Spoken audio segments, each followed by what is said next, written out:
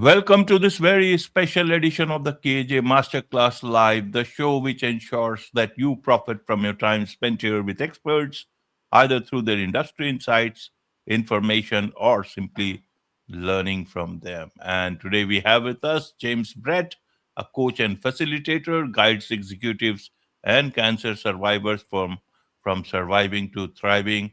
And we'll learn from him, we'll explore with him how to find a ground of peace in the midst of life storms, move from overthinking to aligned action, and understand what is truly different and more powerful than just mindset. We'll discuss heart centered leadership, the transformative power of deep listening, and practical ways to return to presence in a distracted world. Welcome to the show, James. Thank you so much. Such a pleasure to be here, and looking forward to our conversation. You're welcome. Welcome to the show, James. Welcome to India in this online form. And I'm sure not just in India, but a lot of people across the world will benefit from what we are going to talk right now. We'll talk about your journey, we'll talk about cancer, we'll talk about clarity in life, and we'll talk about much more. But before that, let's talk a bit about your journey, your background, your story, so that the audience knows who they are listening to. Yeah, sure. So I have had a lot of travel in my life. You can hear from my accent, originally from the UK, and been a lot of my life as a career have been in corporate, working in different sales roles and leading teams. Spent 20 years of that life working across education and libraries and leading teams to win big multi-million dollar contracts across Singapore, within Australia, the South Australian Department for Education. There was a big win there for 900 schools to provide a world-class education management system. So that was my sort of background, is sort of sales and impacting and working in education. And also being really passionate about understanding the mind and how I could high perform and improve performance, but also getting curious around what shapes my reality, what shapes the quality of my mind, and when I'm in low quality thinking, in fear and worry, and when I'm in flow. So when I'm in the state of thinking and feeling and flow, where I can just feel and see possibility. And so that's been a big passion, that curiosity of understanding that. And in the midst of that, 16 months ago, I found out I had stage 3 cancer and a 10 centimeter tumor growing off my right kidney. And so I almost died. I had the right kidney removed, the tumor removed, and after the surgery I had a bowel obstruction where my intestines just twisted and I lost 11 kilos. And that was when I almost left the world. It was my proper dark night of the soul, and facing my deepest fears of fear of death.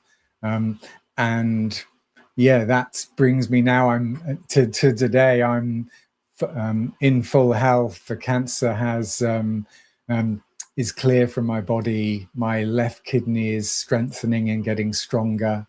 And now I'm starting to share and support and coach and support others to be at their best and see the possibility in other people of their brilliance and capabilities to bring their gifts to the world. Absolutely, James. Absolutely. So, I want to understand, what is it for the audience? What is it that you are doing? What is it that you want to tell the world with what you are doing? How did it change all this, the cancer diagnosis and the surgery and all? Did it change you in any way? Who was James Brett before that, and who is James Brett after that? Yeah, great question. And there's been some big insights for me through this journey. I was very, very successful in terms of my sales career and winning with a team these massive opportunities, and at the same time was seeing that I was really pushing and striving, and there was a disconnection from the body. So although I spent a lot of time mastering the mind and having a level of peace and calmness in the mind, there was a disconnection from my body and not listening to that. And the pushing, the over pushing, was causing the body to become stressed and eventually obviously disease in such a level that it almost killed me. So post this I call it a dark night of the soul. The gift was in slowing down and harmonizing both the mind and the body. So in that harmony of both the mind and the body, there's healing, and there's also freedom, and there's also greater connection, greater power in that harmonization, in that coming into harmony in the mind and the body.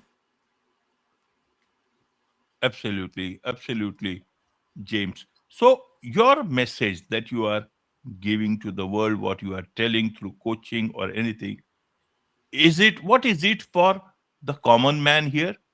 What is it for the leaders here?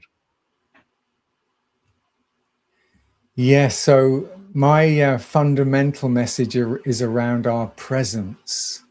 So our capacity to be fully in the moment presence is connection. So as a leader, if we're leading teams, if we're fully present and we drop out of the story of our mind and the self-talk and meet someone in the in that full moment, in our full presence, there's a deeper connection, and it brings out the best in other people rather than our stories and projections.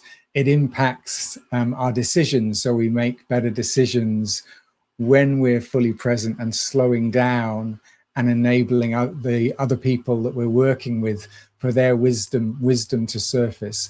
And it is for everyone. We can make our life and relationships will change and shift the more present we are, the deeper we are in presence, as we drop out of the thinking mind and out of that stickiness of thought when we get caught up in our stories, to being fully present with the world and each other.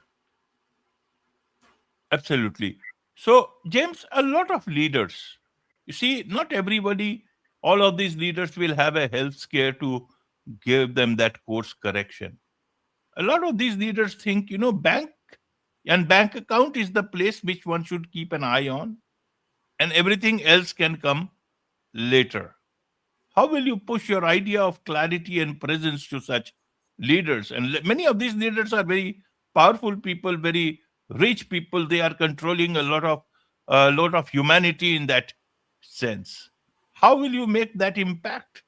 Where will that impact and change come from? Will God have to come down to do the ground and do that talking with them? Well, yeah, another great question. And that can happen. I mean, there can be that intervention, in terms of that waking up that can occur. For me, if we shift and are curious enough, if we're open and have a sense of wonder, to then move and shift out of our limiting and thinking beliefs and the conditioning of how we see the world, to then start to, in that place of wonder, recognize the quality of our thinking determines the quality of our results, the quality of our reality. And then in that inquiry, in that contemplation, that creates a space for then this possibility of seeing that our quality of the mind in the moment, and we can all have moments when we realize we're in a low state and have low quality thinking, when we're and then it's like an aperture, like a camera aperture.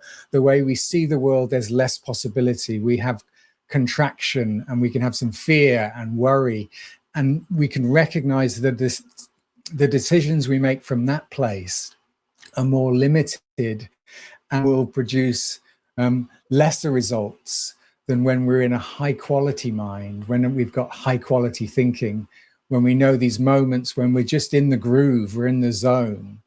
And that's something that can come through an understanding rather than a doing, from an embodiment, from a understanding how the mind works, so that we spend more time at our best and we then create greater results and impact in the world. Absolutely. Let me ask you this way: what misconceptions do leaders have about clarity and presence? Yes, so great question. And for my experience with working in business and leaders is there's this addiction to doing and overthinking to try and create clarity through our minds, rather than a slowing down and seeing there's a deeper intelligence that when we soften and slow down and the mind quietens and settles, that creates space for new insight, for clarity to arise. And, we know these ancient practices and wisdoms that talk to the practices of meditation, of contemplation, of inquiry, as ways of going inwards to begin that inner mastery. So we then step out of the logical, analytical mind and open up into this greater space of possibility as the mind and a thinking quietens, which gives this space for fresh insight, for innovation, for creativity, to allow you to respond to whatever's showing up for you. Absolutely. So, all those misconceptions, how can these leaders find presence and clarity? Who is your coaching for them? Do they realize it themselves? They come to you, or does again I said some divine intervention is required? Well, both of those things can happen, in terms of there can be this waking up to what's, as I see it, in terms of our life and our experiences, the challenges and the suffering that we can experience is part of that waking up to see the true nature and see how our thoughts are like the Play-Doh, the Lego that shapes our reality. So thought creates our reality and says, I didn't do it. And so being able to recognize and see that, and I coach that and run retreats to support, so that insight, that recognition is seen. And then when that's embodied, then that starts to then manifest in how you navigate through the world. The other pathways are the paths of, as I shared, meditation, contemplation, inquiry. And these pathways will also lead to that recognition. And so it's being, as I said, curious and wondering and curious about what is true. That's been one of the biggest drivers for me, a love of truth, and what creates my reality, and why is my quality of my thinking variable? Why some days do I wake up and have contracted thoughts and negative thinking, and other days it can be fully expanded and I see all of this possibility. So recognizing and seeing that the nature of thought and how that shapes our inner reality and the story and experience, and also that recognition that each of us are having our own separate reality based on our thinking, and how that's shaping our experience, our reality. So just starting to inquire and look at that. And as we start to wander and contemplate, so bringing that into us, and then lightly, not churning our thinking over it, but allowing our inner wisdom, that deeper intelligence, will start to unwrap that, and we'll start to notice and see that, so that we're not caught up in thinking that's driving our reaction, we move into this possibility and sense of wonder when we're connecting with each other and with the world. Absolutely, absolutely. In a world which is so noisy, in a world which is devised on, people speaking, speaking, and more speaking, you talk about the power of listening. And that is where I want to understand, how would you want people to understand true listening? What does it mean for you? And how it can transform our life, our relationships in business, coaching, or anything else. Help us understand from your point of view. Yeah, beautiful. And so for me, listening is presence. Our deepest listening will transform a relationship when we're fully present and listening with our whole body. Because we have, without, sometimes they'll be unconscious, not even realizing that we have these listening filters that are filtering what's coming in, and we can then get caught up in a story, in our judgment, or not even be there because we're thinking about what we're going to have for dinner. And so our mind and this capacity for thought can get in the way and, as I said, filter and change the way we listen. So one of the invitations just to play and practice with this is, we'll all have this capacity to have our highest listening, our best listening. And if you were to think about audience and listeners, who would be in front of you? And if that person was there, you would have your best, highest listening. You would be on the edge of your seat, listening to every word they're sharing.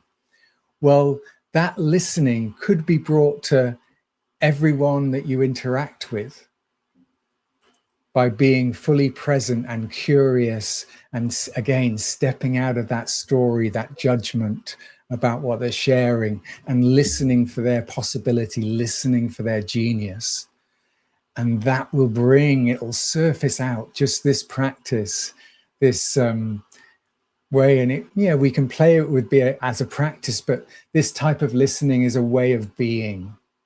So how we show up, we listen with our full body, our fullest presence, and we'll hear things at a deeper level. The people we're talking to will feel themselves as fully heard. It will transform all of your relationships and interactions when we listen in this way. So listening with your highest listening. Absolutely. So, is there a message again here for a lot of leaders here? Because they don't listen; they listen only to the sound of currency. That works better for a lot of these people. They don't listen to their employees. They don't listen to how their products are impacting the planet, what the planet is trying to say. They don't listen to anyone, neither their soul, neither their conscience. How would you like to tell about listening to such leaders? When will they listen, or they will listen at no time? And I mean, with that, there's this opportunity. First, there's a step and a shift to become self-aware, to recognize, how am I listening? And we can play, there's a little game that can be played in terms of, with a friend or a partner or someone, even with teams, where you get someone to share something they're really passionate about, or that's something important, and you get the other person just to listen really badly, like they're, stingy listening. And in this way, you just do it for 90 seconds, 2 minutes, where the other person might be looking at their phone, or they're doing an email where the other person's speaking. And you can immediately feel and get a sense of what that does when we're not fully connected and present with someone, what that feels. And when we swap partners and then also have that experience ourselves, when someone's not listening to you, talking over the top of you, looking at their phone or listening to the TV, and you notice, and it's that realization to see what happens when you're not listening, when you're in your mind, when you're distracted. So as a leader, bringing your listening and pausing and slowing down, stepping away from the strategy plan, the spreadsheet, and listening fully with your full presence. Experiment and see what happens to the relationships, to the team, when you show up in that way, to your customers. Absolutely, James.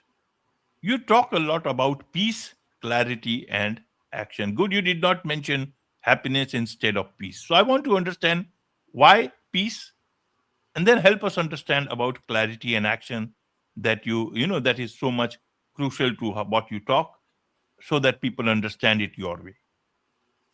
Yes, yes. So for me, we can substitute peace and happiness as well. Peace on the inside expresses as peace or love on the outside, or happiness as well, as we as that's part of our being. As we, again, I talk about that dropping out of our thinking, as our mind quietens, there's a stillness and a peacefulness that's innate in us. And within that peace, out of that peace, arises thoughts and feelings. But the very nature of our being is peace. And so that's the first deeper recognition, through inner mastery, through meditation, through inquiry, through contemplation, through this inner mastery of the mind, of letting go of the addiction to thinking and to thought. And so with that recognition, with that realization, with the insights around that, this quieter mind creates space for new possibility, for new insight, for fresh thinking. It creates clarity. And out of that then comes this aligned action. You're aligning to your deeper purpose, to the actions that align to create the highest impact for the highest good. So I am about conscious leadership and conscious business, which is also supporting all of us and also the planet, so that everything is thriving. Whereas if we're just caught up in the mind, we can be in our limitations, our blind spots, and we're not then living from clarity, from peace, in happiness, and making decisions, taking action that's aligned to our deepest purpose and what will create the most impact and peace in the world. Absolutely, James. So after having achieved so much, also now getting so much of clarity from different instances in your life, and a lot of things that you are doing, what is it that you seek for yourself now, James?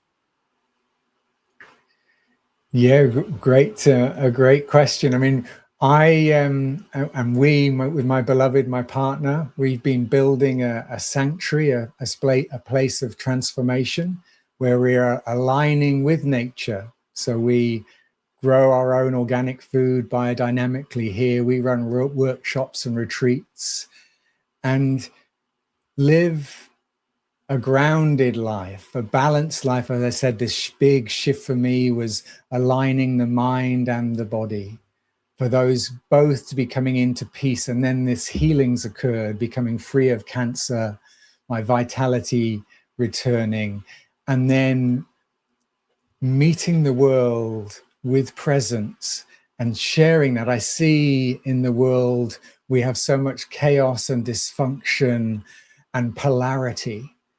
And so, my drive, my purpose is to share this message, to ripple out presence. So we listen more deeply with each other. We understand that we all have these separate realities, because we've all got thought that's shaping our experience. So to this sense and create and offer an invitation to have a sense of wonder in your life, of curiosity, and then seeing how precious and sacred each moment is, and how precious and sacred, this life is, this planet and each other. Wonderful. With this, it's a wrap on this very special edition of the KAJ Masterclass Live. Thank you so much indeed for joining us.